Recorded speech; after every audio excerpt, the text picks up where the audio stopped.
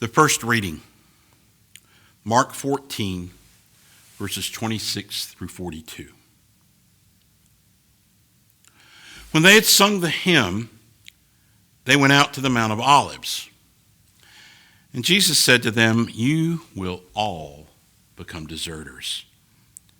For it is written, I will strike the shepherd, and the sheep will be scattered. But after I am raised up, I will go before you to Galilee." Peter said to him, "Even though all become deserters, I will not." Jesus said to him, "Truly I tell you, this day, this very night, before the cock crows twice,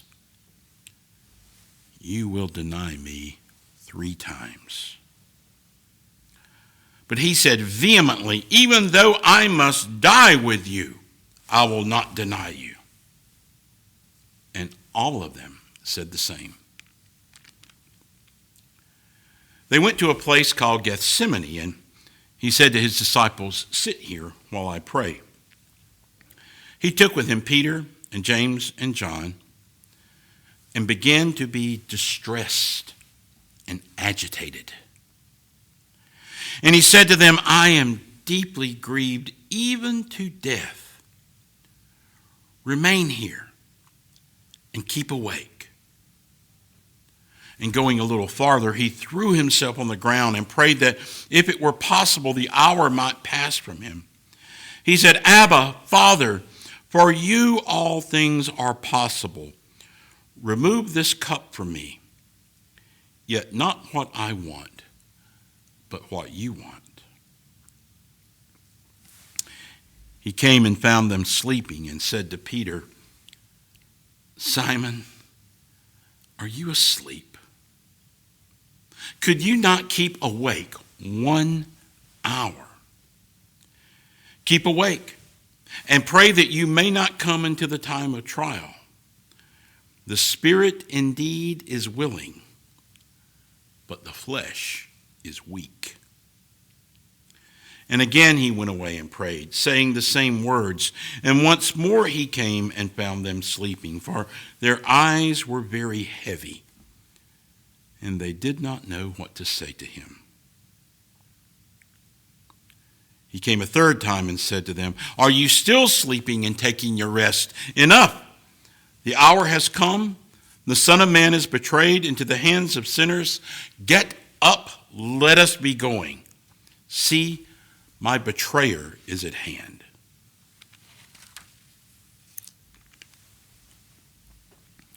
The second reading, Mark 14, verses 43 through 52.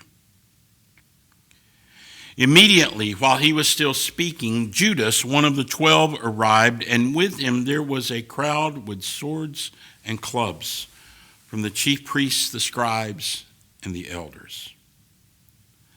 Now, the betrayer had given them a sign, saying, "The one I will kiss is the man. Arrest him and lead him away under guard."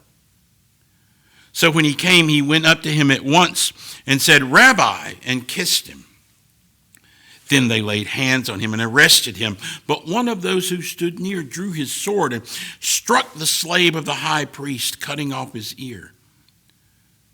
Then Jesus said to them, "Have you come out with swords and clubs to arrest me as though I were a bandit?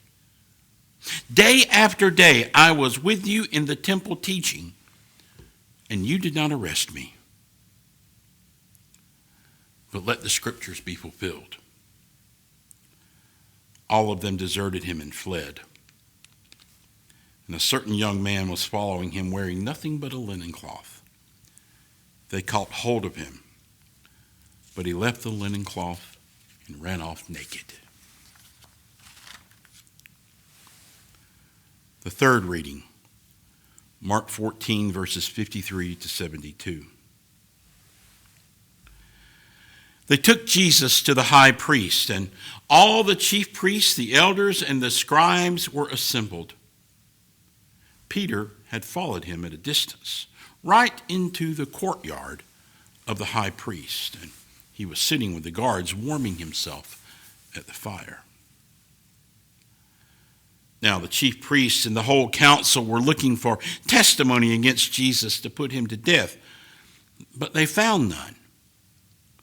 For many gave false testimony against him, and their testimony did not agree. Some stood up and gave false testimony against him, saying, "We heard him say, 'I will destroy this temple that is made with hands, and in 3 days I will build another not made with hands.' But even on this point, their testimony did not agree." Then the high priest stood up before them and asked Jesus, "Have you no answer? What is it that they testify against you?" But he was silent and did not answer. Again, the high priest asked him, "Are you the Messiah, the Son of the Blessed One?" Jesus said, "I am. And you will see the Son of Man seated at the right hand of the power and coming with the clouds of heaven." Then the high priest tore his clothes and said, "Why do we still need witnesses? You have heard blasphemy. What is your decision?" All of them condemned him as deserving death. Some began to spit on him, to blindfold him, and to strike him, saying to him, "Prophesy." The guards also took him over and beat him. Now, while Peter was below in the courtyard, one of the servant girls of the high priest came by. When she saw Peter warming himself, she stared at him and said, "You also were with Jesus, the man from Nazareth." But he denied it, saying, "I do not know or understand what you are talking about." And he went out into the forecourt. Then the cock crowed. And the servant girl, on seeing him, began again to say to the bystanders, "This man is one of them." But again he denied it.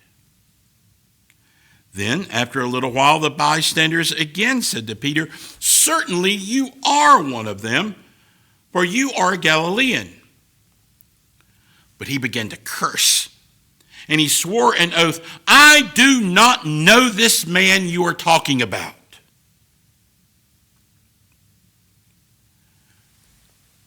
At that moment, the cock crowed for the second time.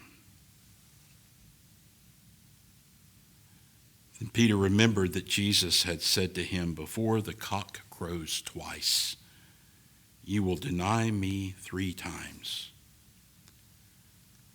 And he broke down and wept.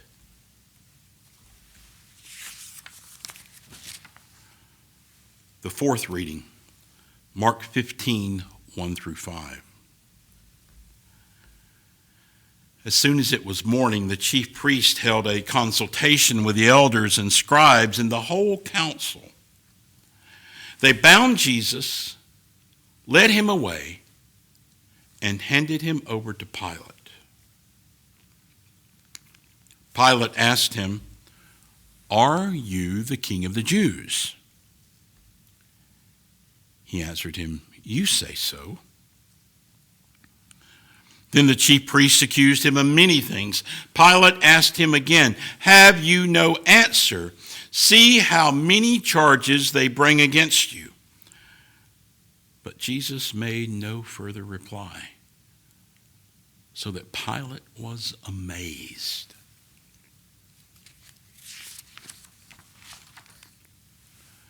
The fifth reading, Mark 15, verses 6 through 15.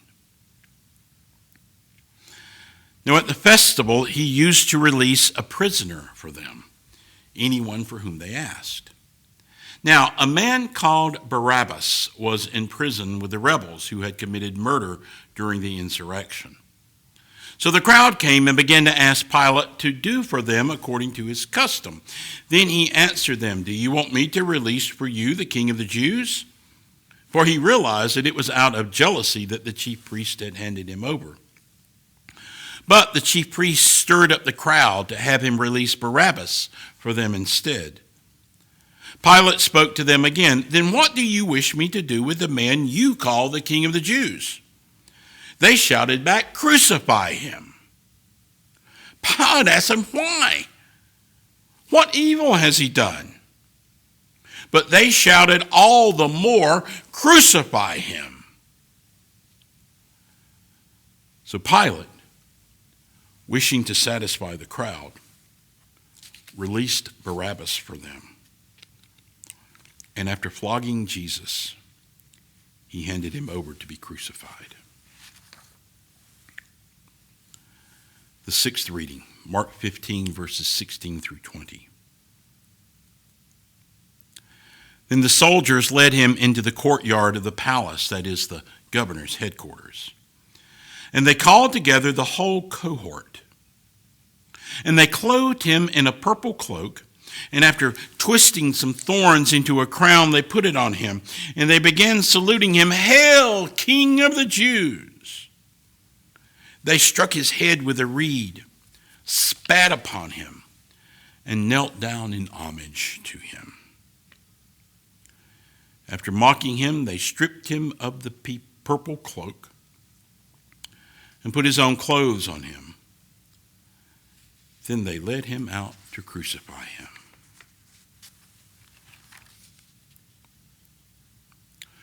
The seventh reading, Mark 15, verses 21 through 32. They compelled a passer-by who was coming in from the country to carry his cross. It was Simon of Cyrene, the father of Alexander and Rufus. Then they brought Jesus to the place called Golgotha, which means the place of a skull. And they offered him wine mixed with myrrh, but he did not take it. And they crucified him and divided his clothes among them, casting lots to decide what each should take. It was 9 o'clock in the morning when they crucified him. The inscription of the charge against him read, The King of the Jews.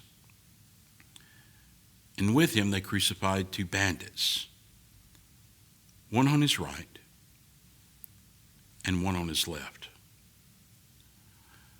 Those who passed by derided him, shaking their heads and saying, Aha! You who would destroy the temple and build it in 3 days, save yourself and come down from the cross. In the same way, the chief priests along with the scribes were also mocking him among themselves and saying, He saved others. He cannot save himself. Let the Messiah, the King of Israel, come down from the cross now so that we may see and believe.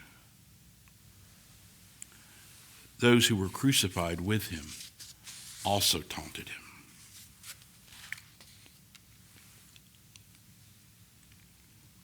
The eighth reading, Mark 15, verses 33 through 37. When it was noon, darkness came over the whole land until 3 in the afternoon. At 3 o'clock, Jesus cried out with a loud voice, Eloi, Eloi, lama sabachthani, which means, my God, why have you forsaken me? When some of the bystanders heard it, they say, Listen, he is calling for Elijah. And someone ran, filled a sponge with sour wine, put it on a stick, and gave it to him to drink, saying, Wait, let us see whether Elijah will come to take him down. Then Jesus gave a loud cry and breathed his last.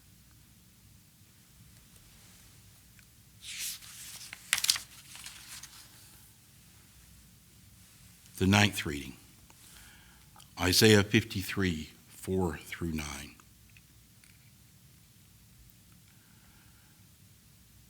Surely he has borne our infirmities and carried our diseases. Yet we accounted him stricken, struck down by God, and afflicted. But he was wounded for our transgressions, crushed for our iniquities. Upon him was the punishment that made us whole, and by his bruises we are healed. All we like sheep have gone astray.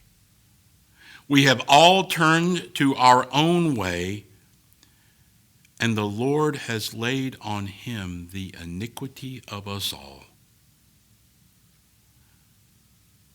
He was oppressed, and he was afflicted, yet he did not open his mouth.